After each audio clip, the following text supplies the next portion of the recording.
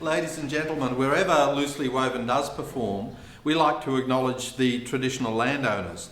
And we don't do it because it's politically correct.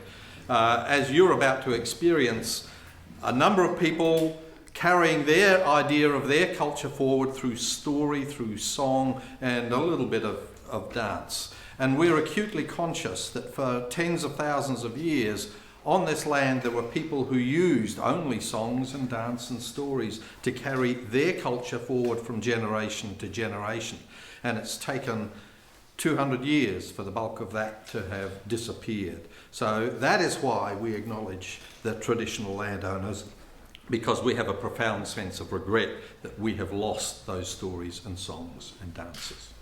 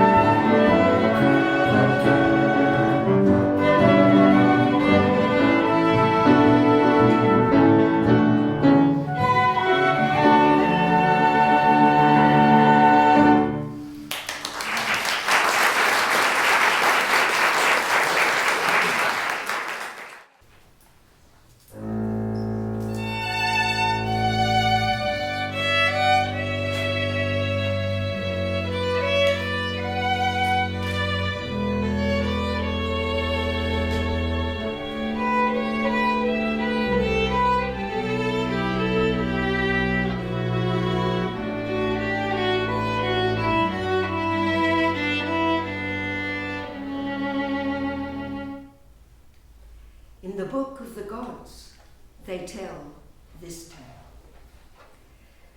Persephone was the daughter of Demeter, the corn goddess.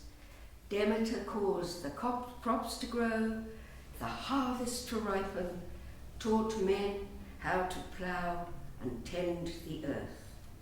She was one of the Olympians, the sister of Zeus, and she had a shrine in Enna in the centre of Sicily. Long ago, when Zeus had defeated the monster Typhon, he had bound and buried him under Mount Etna.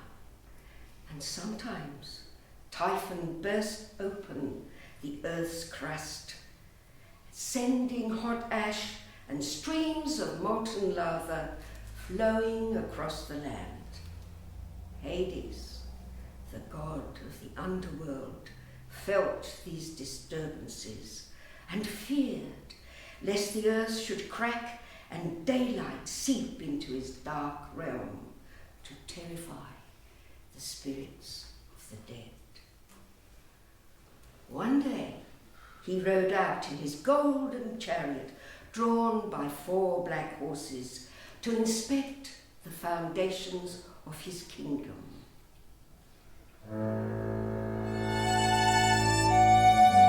There, in the upper world of light and growth, he came upon Persephone in a company of nymphs, gathering flowers in a meadow. The air was sweet with the scent of lilies, of violets, crocuses and irises. The girls laughed and chattered as they ran about with armfuls of flowers and piled them into their baskets. Unfortunately, Persephone had swayed a distance from her friends and went to a bank where the narcissus blew in the breeze. It was there that Hades saw her, and there that Eros, urged on by his mother Aphrodite, sent an arrow of desire straight into Hades' heart. Too late, Persephone saw the dark god's approach. She sprang up in terror, tried to run, but Hades dragged her into his chariot and whipped up the horses. Persephone screamed. The nymphs heard her, and from far off, her mother, the goddess, heard her too. But no one saw what had actually happened. Hades drove his chariot across the fields of Enna, crushing flowers, scattering flocks of frightened goats. Persephone clung on and cried for help, but Hades just gathered speed. Across Sicily he drove, over mountains and lakes and plains, through sulphurous Pelica, close to Syracuse, until he was forced to stop when Arethusa, the naiad of that river, caused her waters to rise up and protest that a naiad is no match for a god. Hades struck the water with his sceptre, and at once the riverbed split and opened up a chasm that led straight into the underworld. Now, Persephone saw what was to be her fate. As the chariot plunged down, the desperate girl pulled off her golden sash and threw it into the river. Then the earth closed over.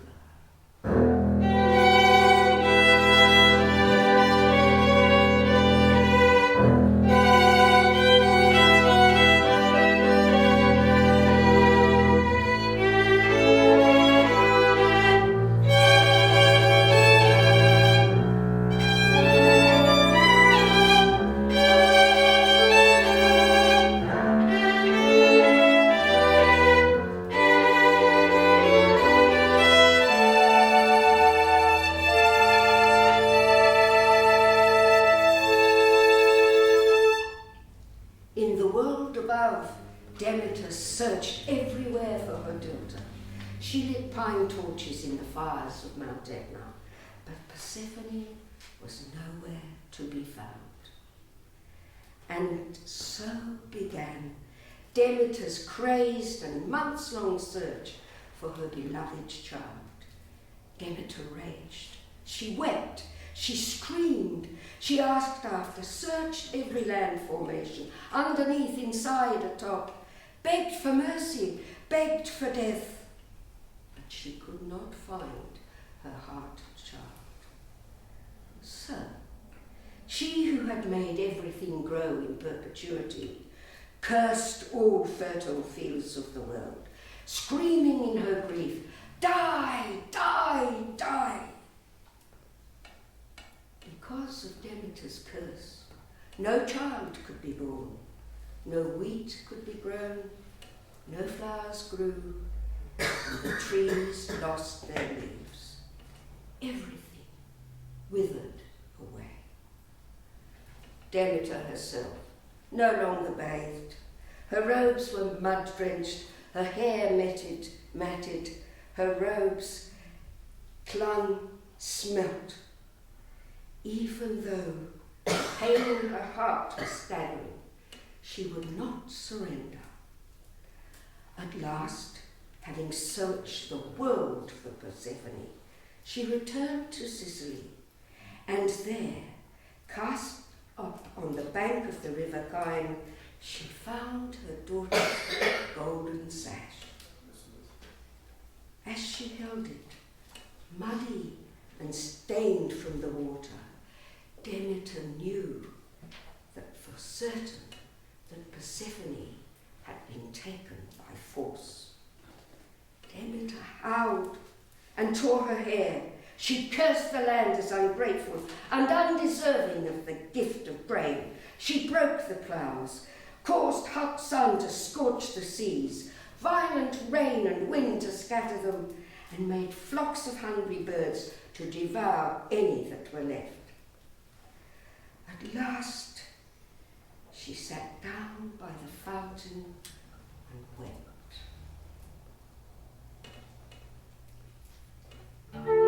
Arethusa, the naiad of that spring, rose waist high from the water.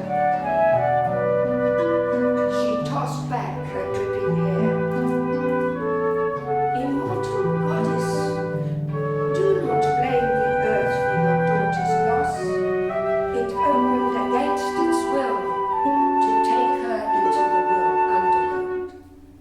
But she is not dead. And she told Demeter how she had seen Persephone driven down to the underworld by Hades. She is now the bride of Hades, but sorrowing and full of fear, and yet a queen, ruler of that dark land, and worthy consort of a great god. Persephone, my daughter, queen of the underworld? Now Demeter was filled with anger against the gods. She rose to Olympus to protest, for Hades was her brother. When the realms were divided up, Zeus was given sovereignty over heaven and earth, Poseidon became the ruler of the seas and oceans, and Hades became lord of the underworld, the kingdom of the dead. Demeter burst in upon the gods, and her fury was terrifying. Hades has stolen my daughter. He has taken her against his will, her will. I demand justice from the gods. Zeus tried to calm her. Her sister, Hades, is an immortal, a deathless god. He has made your daughter a queen. You should rejoice. But Demeter did not rejoice. She insisted on Persephone's return. Until then, she said, she would mourn, and the land would be untended, and the people would starve. When the gods saw that Demeter would not be reconciled to the loss of her daughter, they sent Hermes to bring Persephone home. On one condition, said Zeus, that while she has been in the underworld, she has taken neither food nor drink.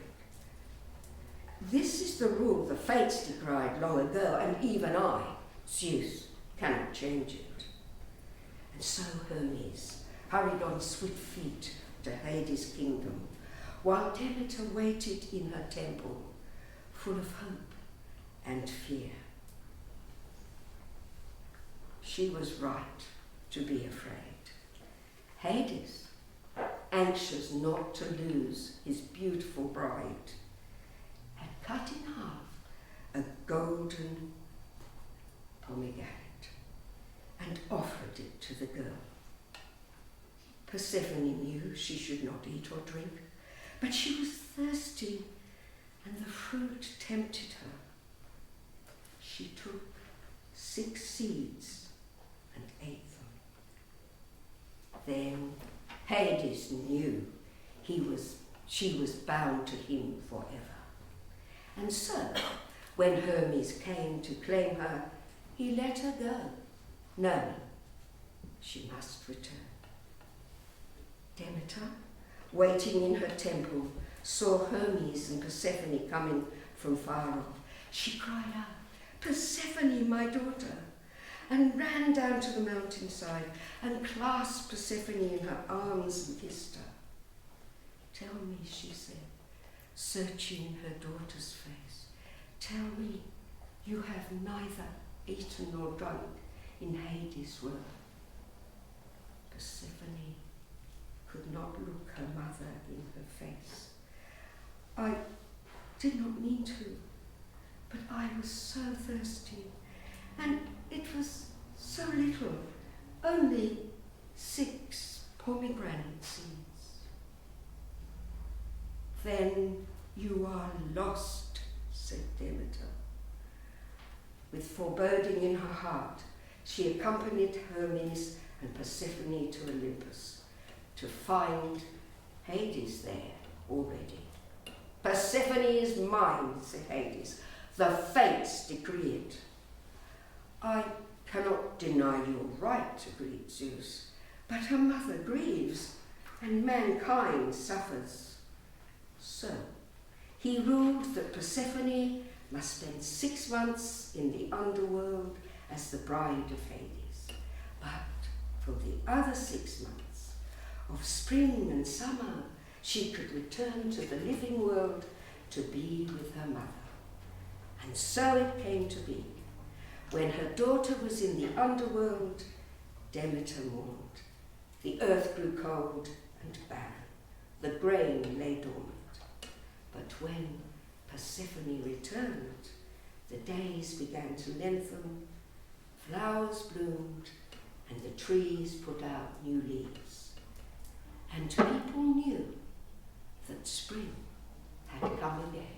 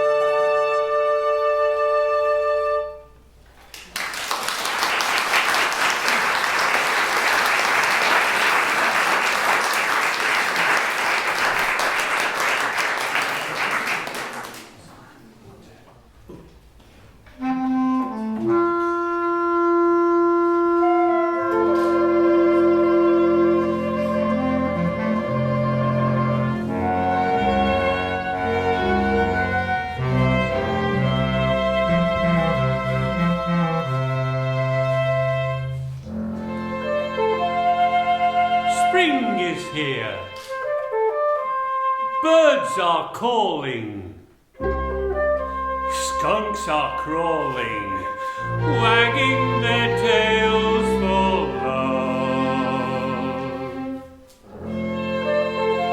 Spring is here. Whales are squirming. Worms are churning, wagging their tails for love. What is this thing of which I sing that makes us all bewitch? What is this thing of which I sing that makes us all itch? Oh, it's love, it's love, it's love, love, love, love, love, love, love, love, love, love, love, love, love, love, love, love,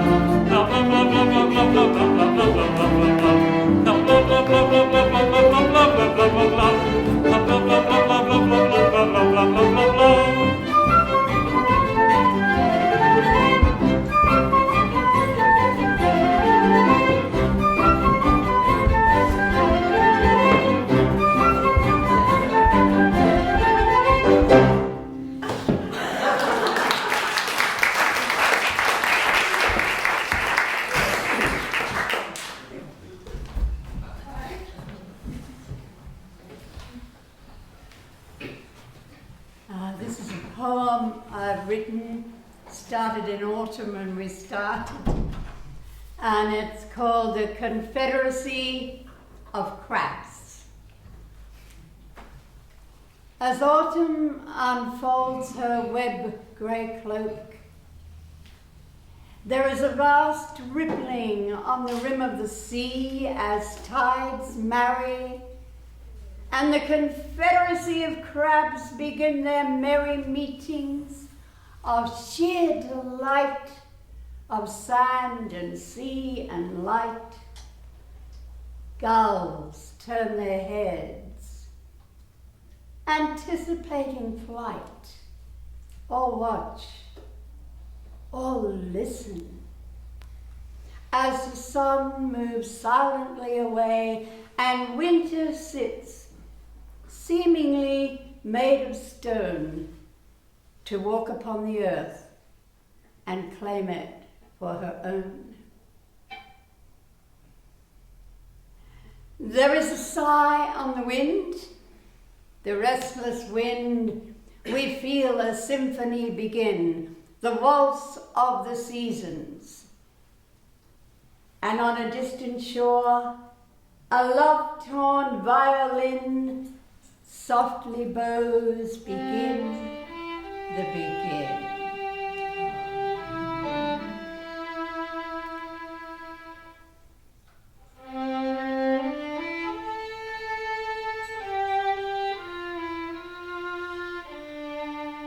There is a magician, a trickster, and a clown in all things noble and profound.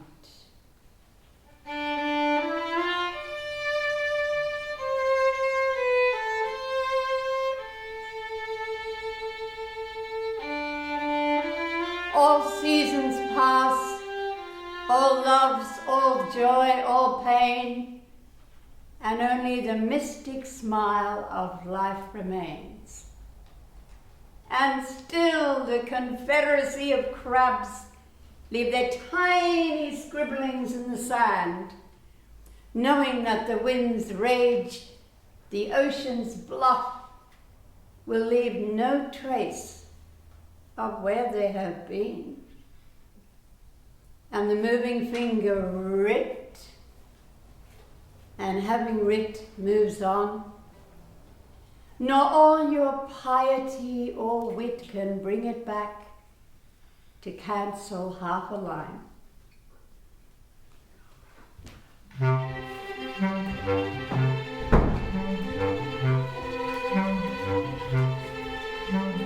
When they begin,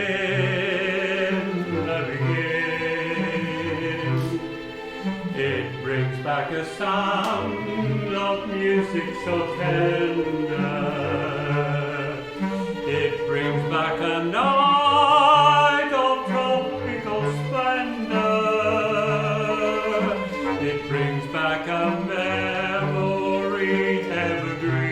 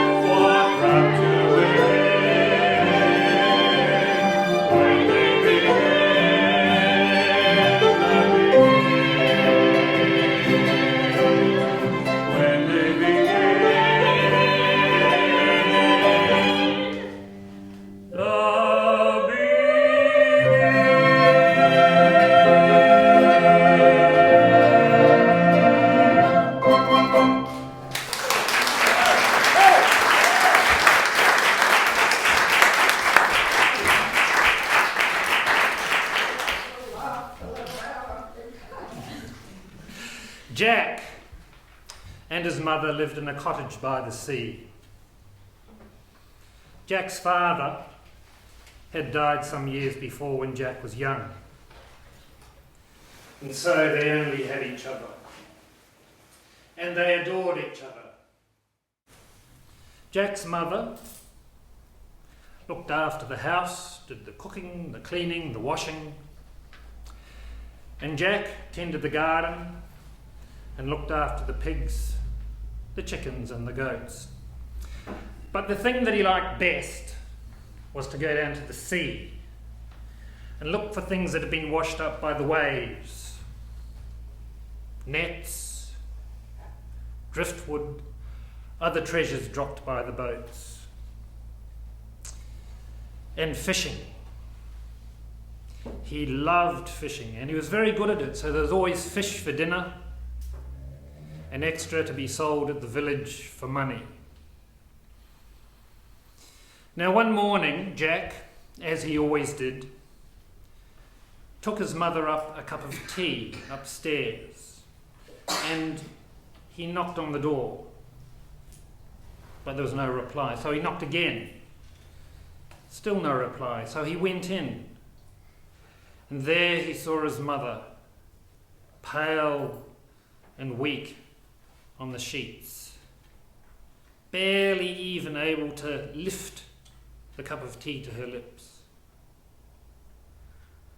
"I'm not well, Jack," said Jack's mother, "and you know I haven't been well for some time. He's coming to take me soon." "Who? Who's coming to take you?" What do you mean?" cried Jack. "Death. Old man Death's coming to take me. It's my time," said Jack's mother. "No!" cried Jack. "You can't go! You're all I've got! I love you!" "Hush now, Jack. I have to rest now. Why don't you go down to the sea and look for things? You'll like that." So Jack, as he always did, obeyed his mother, and he walked down to the seashore. It was autumn, and it had been a good summer.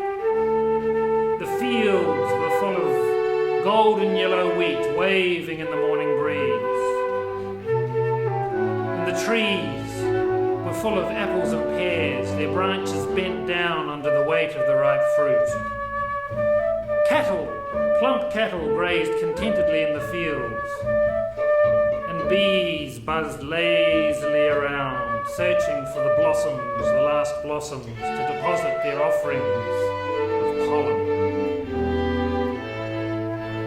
Jack reached the shore and he walked along, thinking about his mother. Suddenly, in the distance, he saw a dark figure approaching. It was an old man dressed in raggedy black robes and with a hood covering his head, and he was carrying a scythe. As he drew nearer, Jack could see that his face was withered up like an old skull, and instantly he knew this was Old Man Death. Death stopped in front of Jack and asked him quite politely, "Excuse me, young man, would you be so kind as to tell me the way to the next cottage?" "No!" cried Jack. That's my house. It's my mother's house. You're not going there."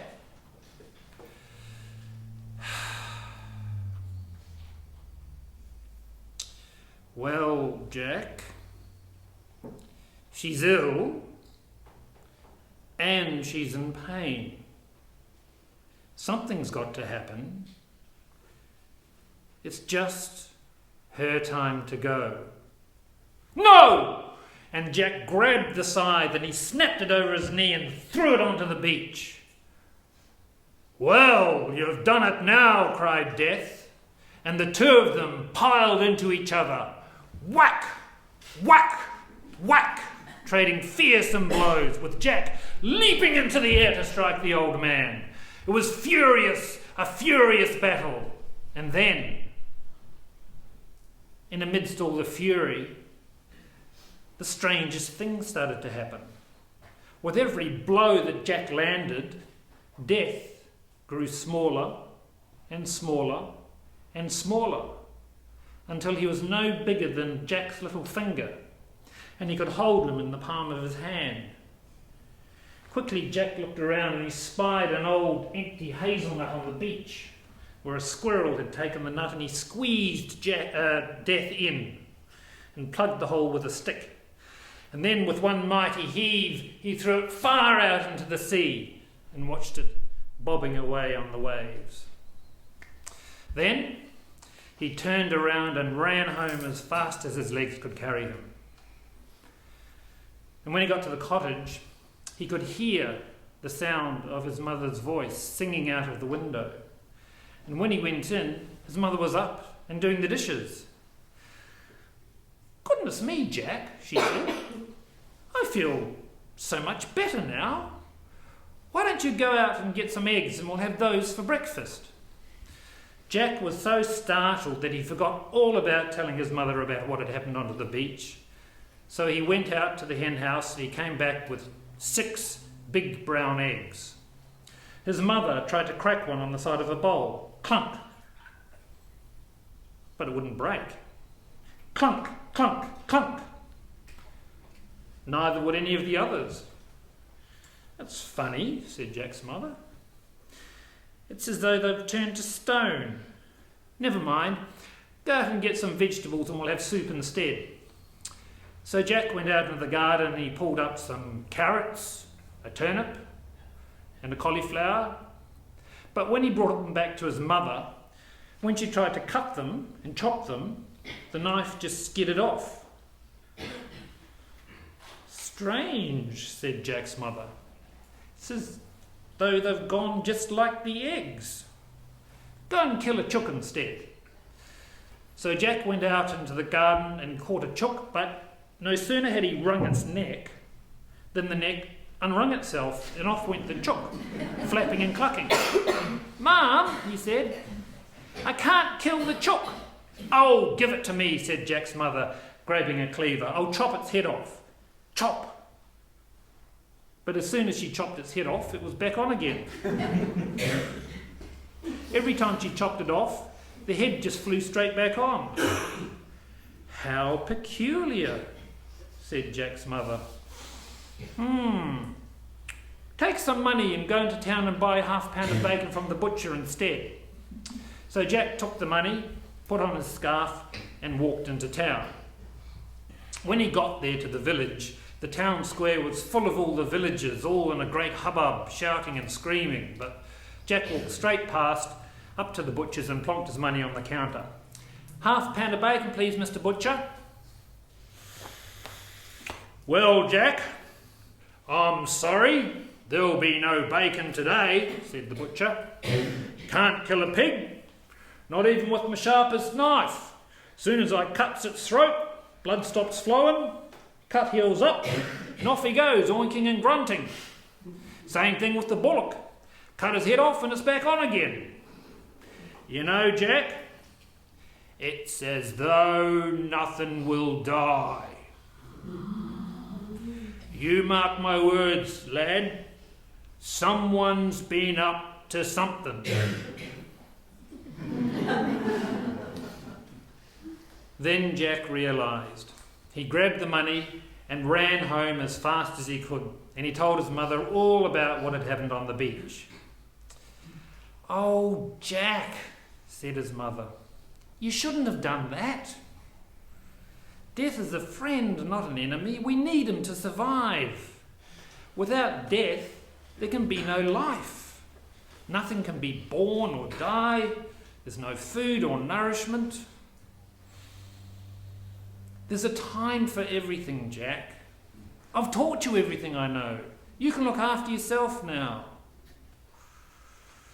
When I'm gone and I'm in the earth, you can tell all your stories to your own children. Now, Jack, go and find that nut. So Jack went down to the beach again, and he searched, and he searched, and he searched. He searched for 3 whole days, but nothing. Then finally he found a rock and sat down on it, bone weary. And that's when he saw it, bobbing away amongst the waves. The nut with the stick on the top. He waded in and grabbed it and pulled out the stick. And out came Old Man Death, grumbling and rubbing his aching limbs. "You broke my scythe, Jack!" he cried. So Jack found the scythe, mended it with some fishing line that he found on the beach, and set it on the old man's shoulder. Then Death looked Jack straight in the eye again and asked him once more, "So, Jack, which is the way to the next cottage?" And this time Jack told him, and he watched as Death walked slowly up the beach and out of sight. Then Jack walked slowly home himself. But this time, when he got to the cottage, there was no singing coming out of the window and the kitchen was empty. So he went upstairs to where he knew his mother would be, and there she was, stretched out pale and cold in the sheets. He bent and put his ear to her chest, but there was no heartbeat, no rise and fall of breath. Death had taken her. So he called all her friends to the cottage, and they feasted and they drank, and they sang all her songs and told all her stories. They cried a little and they laughed a lot. They remembered all the good times and some of the bad. And then they carried her to the churchyard and buried her in the earth. Then Jack returned to the cottage, gathered a few of his belongings, found the bag of coins that they always kept for a rainy day, and set off to find his own way in the world.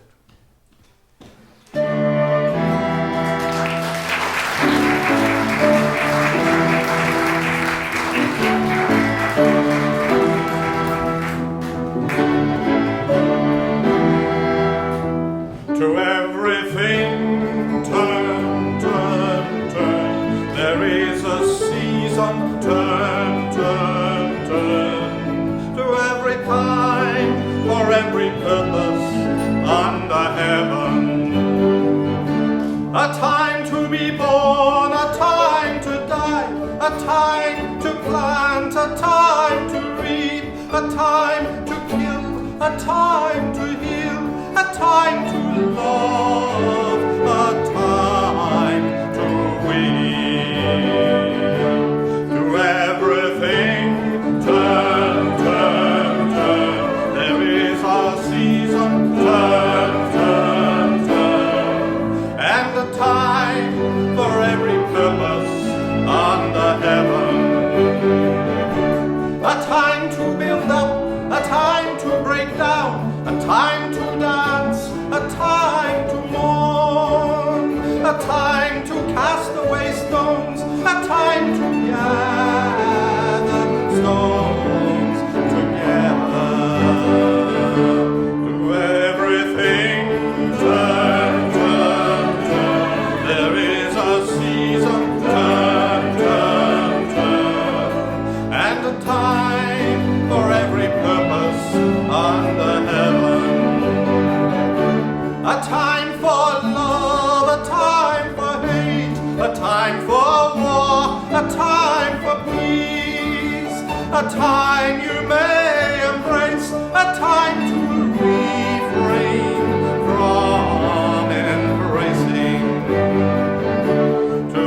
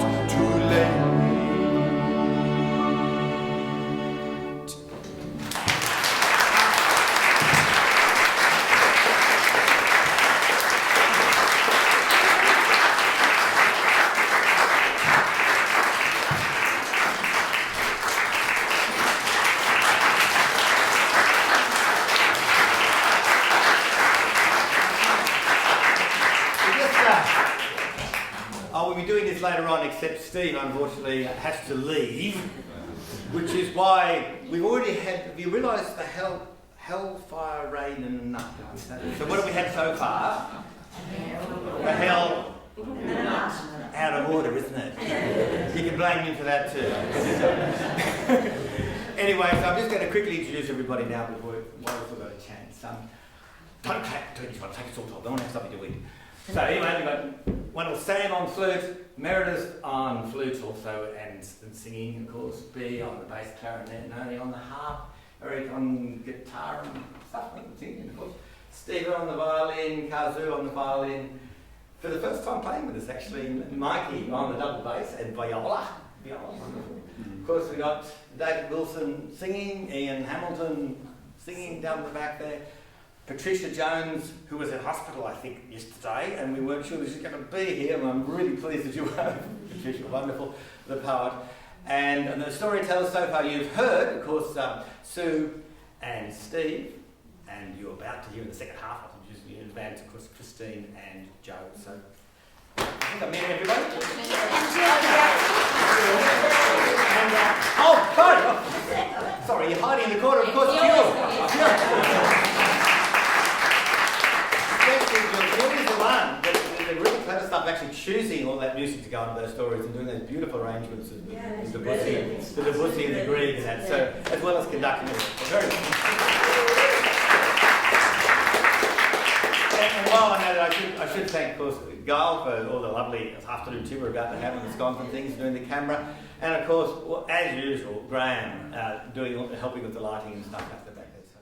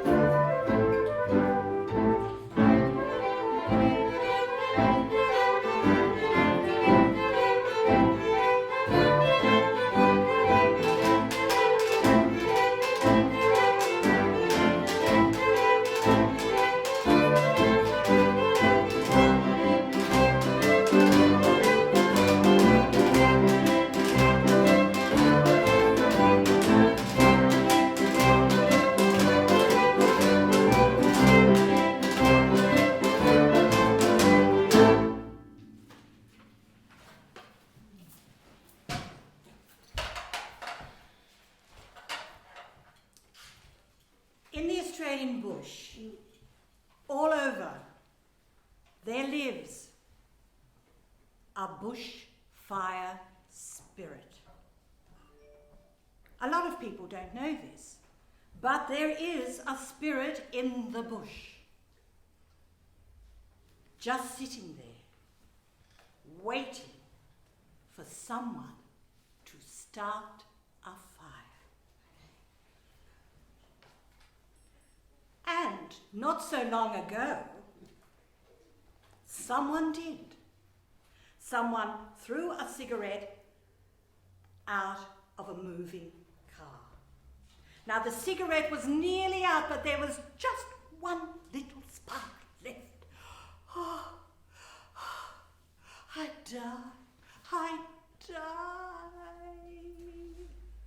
But very soon bounded out this funny little dusty grey, tiny little fellow, bounded across the dry grass, started to wave his hands. No, no, hold on, old chap, hold on, you will live. And the spark started to grow. I need something to eat, I need something to eat. And the spirit said, you've got all this dry grass around. Start munching, old chap. And the spark did, and the fire got bigger and bigger and bigger, and the spirit got bigger and bigger and bigger with the fire. He jumped right into the fire, and no longer was he a dusty, grey, dirty, wee little character. He was tall, magnificent. He was orange and red with blue tinges. Oh, am I going to have some fun? But very soon, the fire had stopped. It couldn't go anywhere.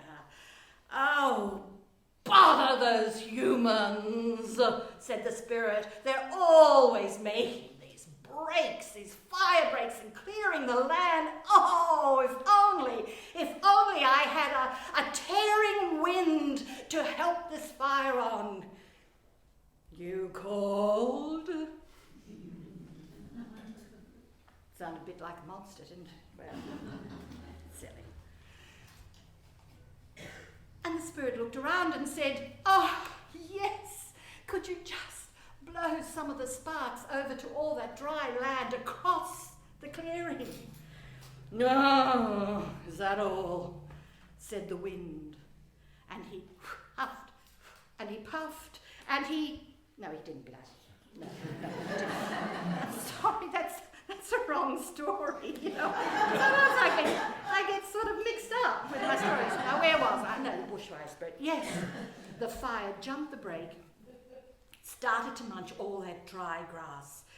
It jumped into those wonderful, magnificent gum trees, up and down the branches. Oh, save us, said the trees as they bowed before the wind and shrank from the fire.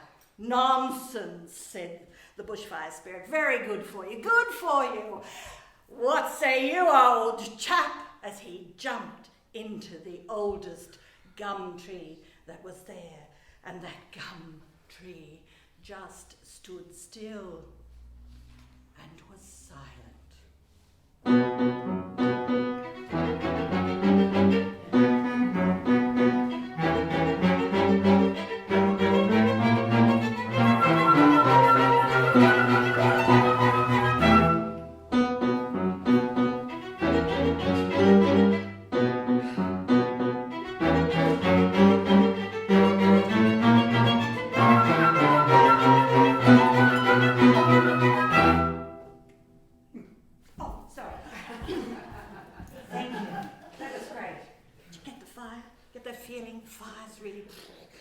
Thank you.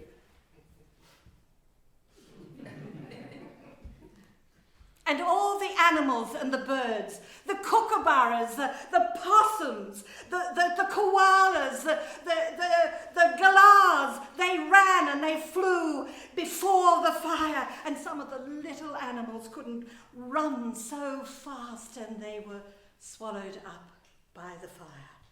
Oh, now for some fun, said the spirit. Oh, this is great. And he came towards where the humans lived. Oh, for some sport, I'll show those humans who's in charge. As he ran across the fences and up the telegraph poles. But the bushfire spirit had not counted on the human spirit. Now, day after day, those humans got out there and they fought the fire with all their strength and all their might. And that bushfire spirit was hit and became black and blue from the humans hitting it with wet canvas bags and showering it with water. "They'll never get me," said the spirit, as he ran into the houses, and some of the houses he devoured, and some he left.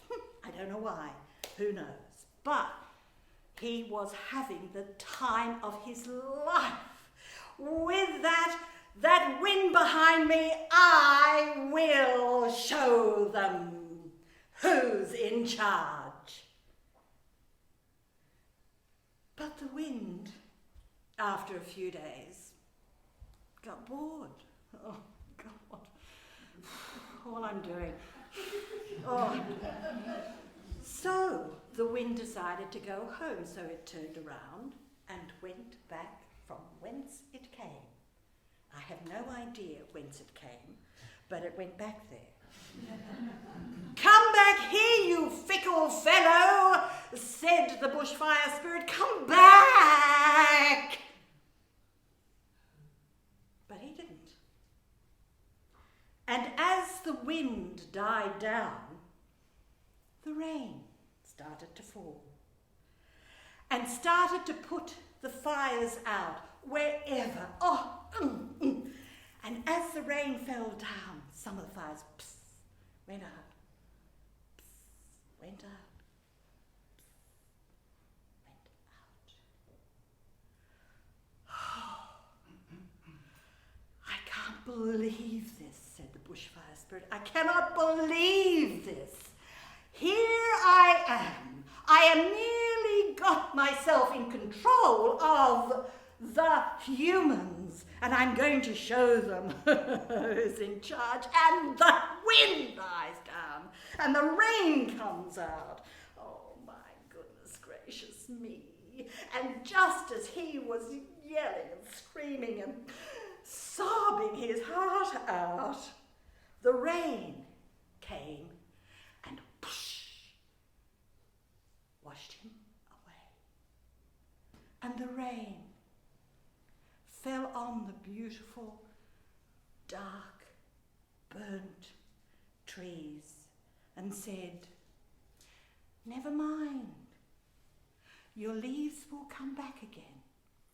Just be patient and have hope."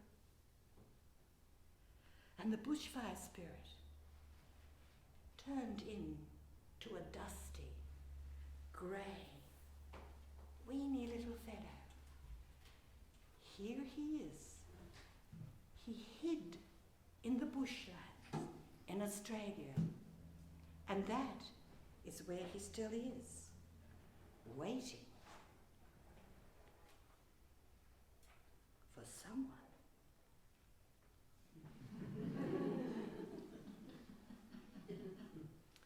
To start a fire, and then peace descended the land.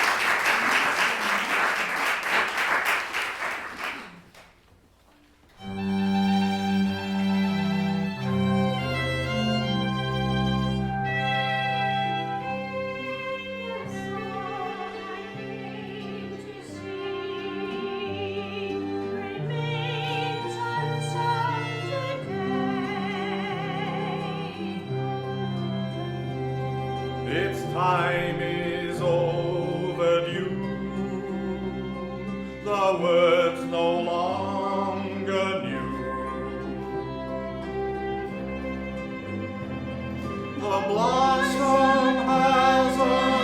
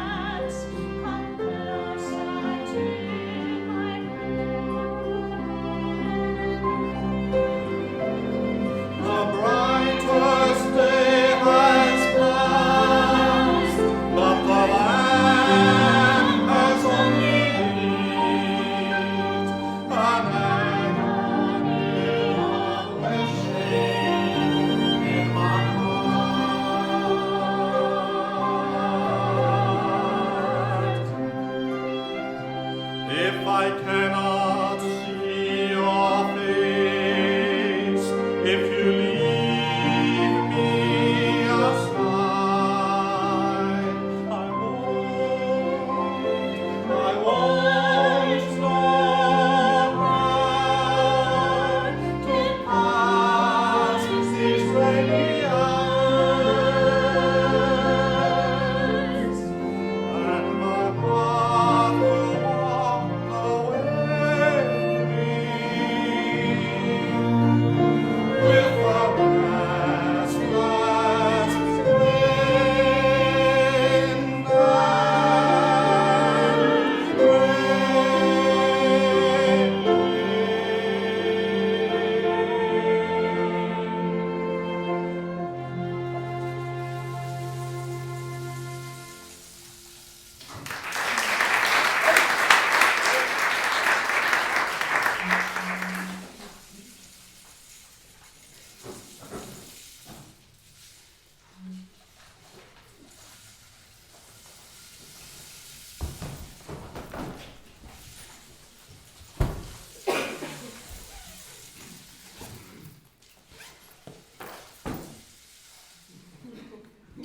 It is hot in the tropics.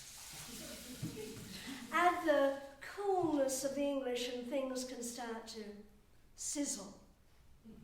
Here where we are, the rainy season sweeps over the land for maybe 6 months of the year. Our setting? A bungalow, here amidst the rainforest. Up on the stilts, the roof pitched, the verandas broad. We look out into the woods, into the forest. The rubber plants close enough, the coolie huts far enough away.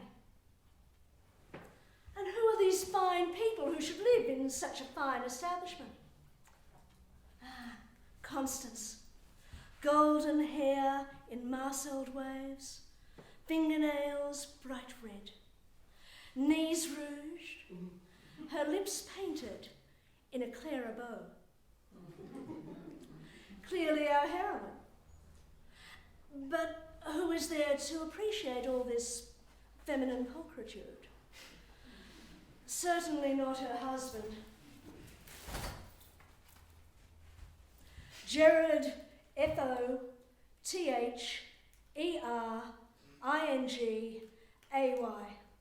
Fungi. We know the English. And he's the new estate manager of this plantation.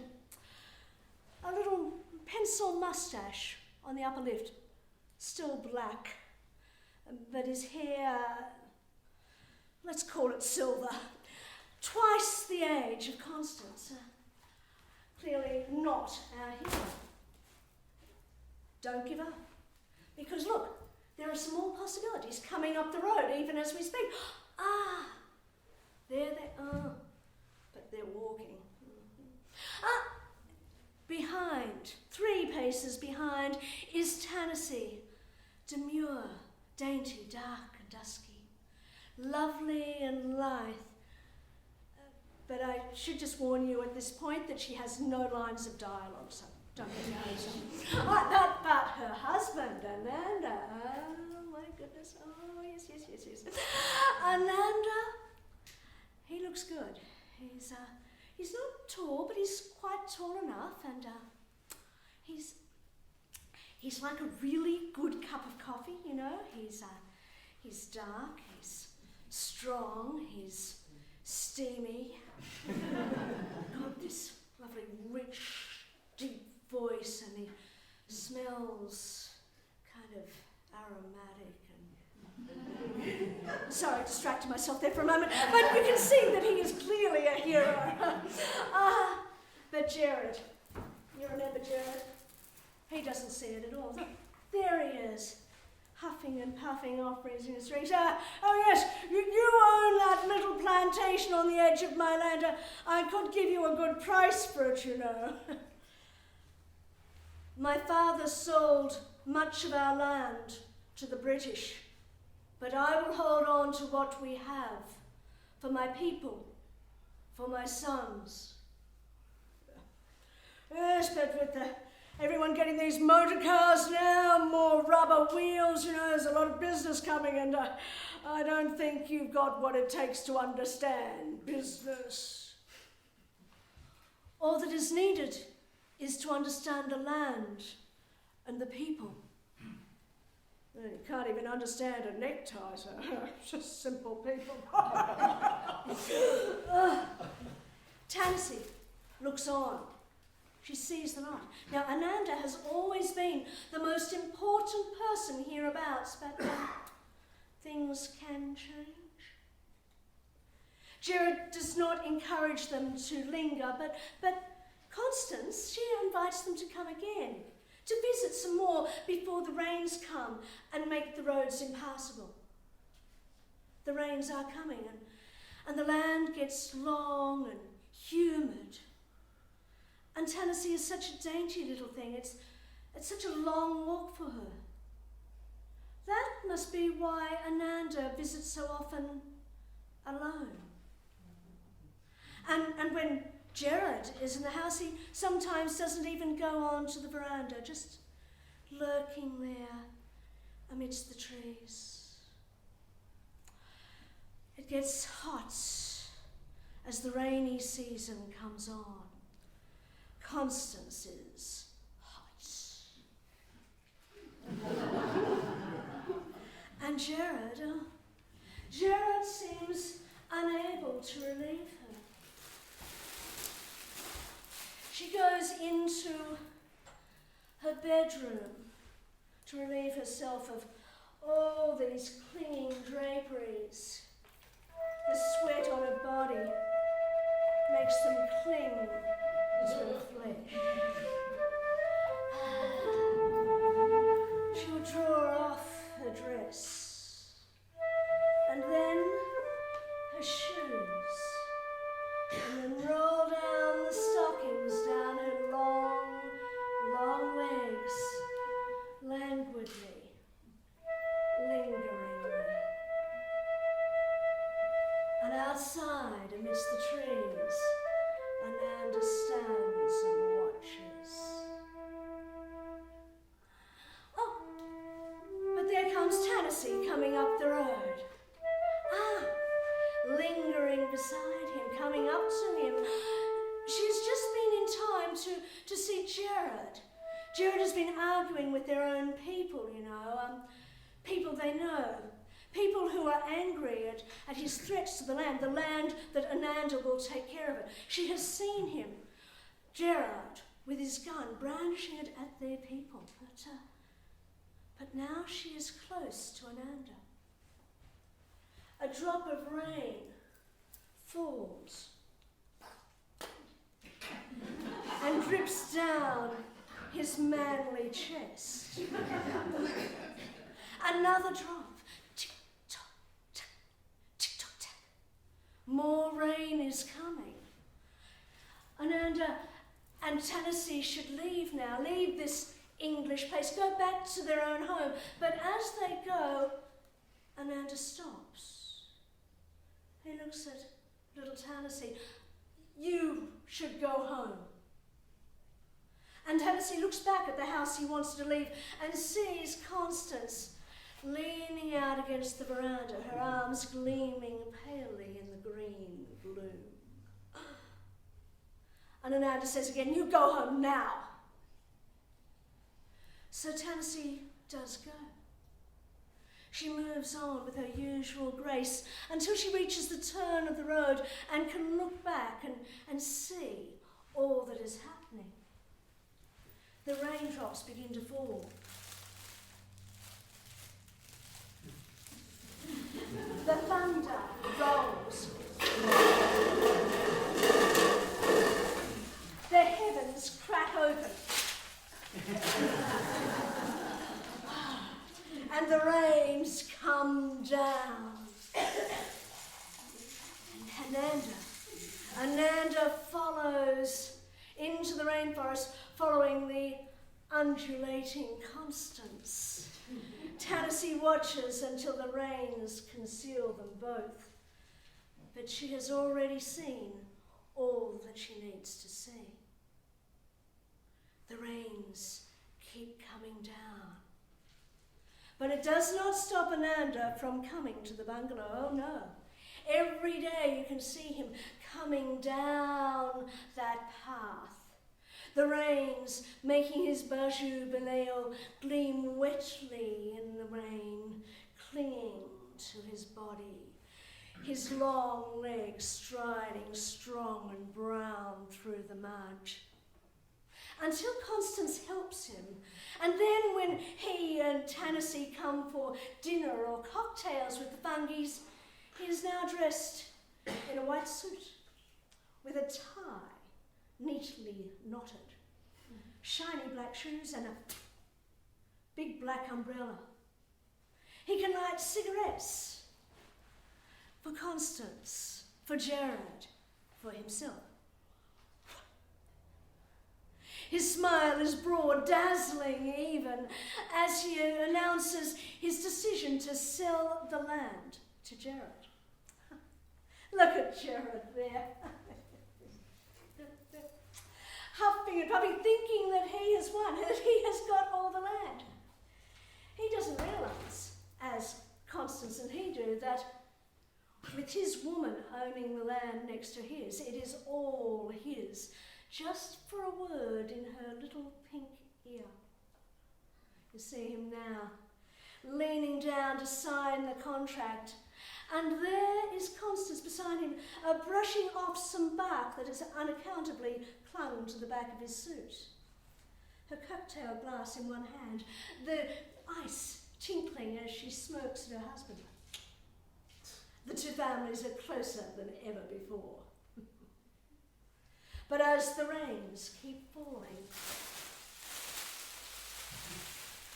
the rivers begin to rise and rise. Soon, the road into the city is impassable. We can see people moving back and forth, the natives going up to the highlands, fleeing, getting closer, the coolies waiting for rescue to be clambering up onto the roofs so that they can be taken to the nearest towns. And Ananda and Tennessee, where should they go? Why, to the bungalow, of course, for shelter and, for shelter. And so they can come and be welcomed by their friends, the Fungies, as the air gets damp and muggy. And there they are, alone in the house as the waters rise, isolated from the outside world. The only sounds, footsteps pacing on the wooden floors, the scratch and hiss of the Victrola, the wind blowing across the trees and making the blinds of the bamboo roll. And of course, always and forever, the never-ceasing sound of rain. And across the roof, the fan,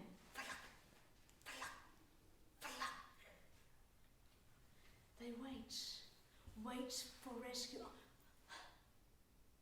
Can you hear it?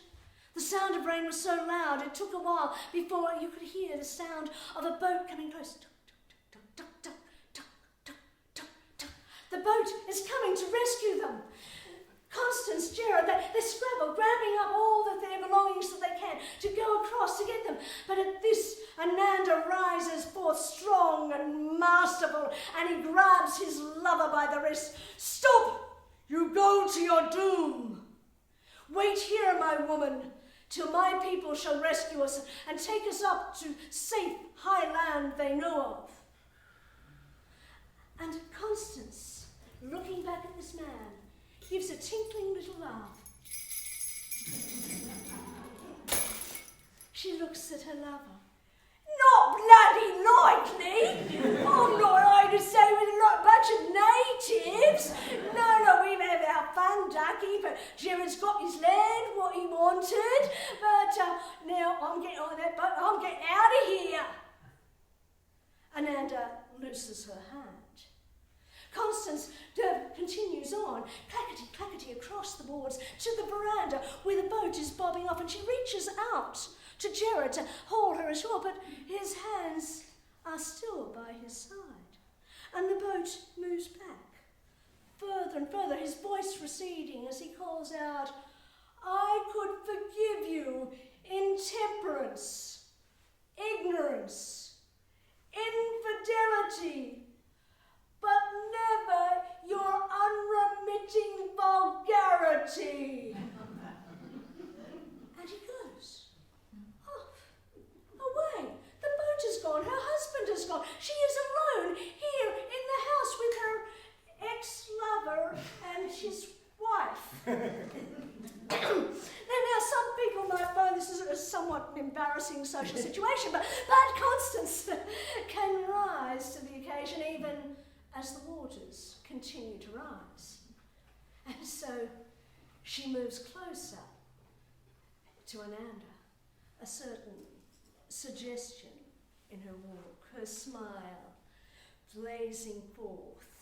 She reaches out close enough to touch him, close enough for him to touch her with those long, strong fingers that have so often caressed her face, her throat, until he squeezes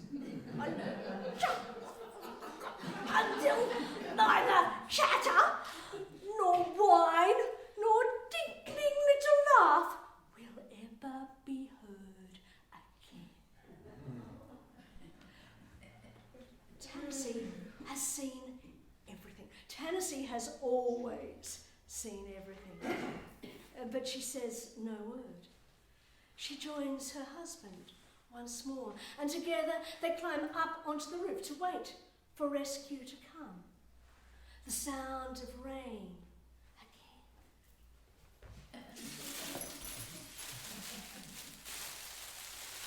So loud, it took a while before they could hear the boat coming through, the slap of raindrop on flood, on roof, but then it comes again, tuck, tuck, tuck, tuck, tuck, tuck. But it is not the boat of the natives. Oh no, it's Gerard, piloted up here, coming closer towards them. Gerard reaches out and he lifts Tennessee up into the boat.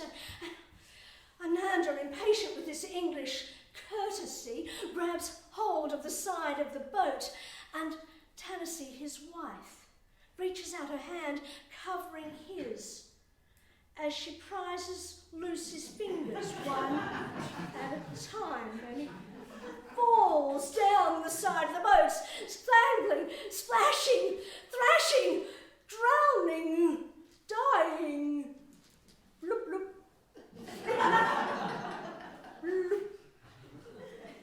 The pilot looks on in horror, amazed, and look, well-meaning certainly, but clearly not grasping the implications of the situation. He leans forward to rescue the drowning man. But Tennessee is alert. She pulls the gun from Gerard's holster, and there goes the last witness. Gerard draws her into his arms and kisses her deeply with the ease of long practice. "My dear, I can always count on you."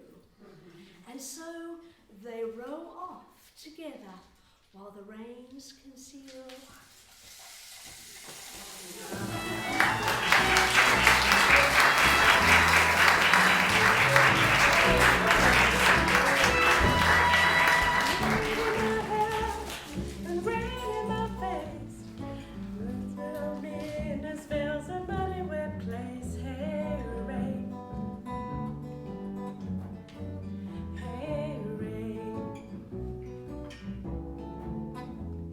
Blow from the west, nearly died of fright.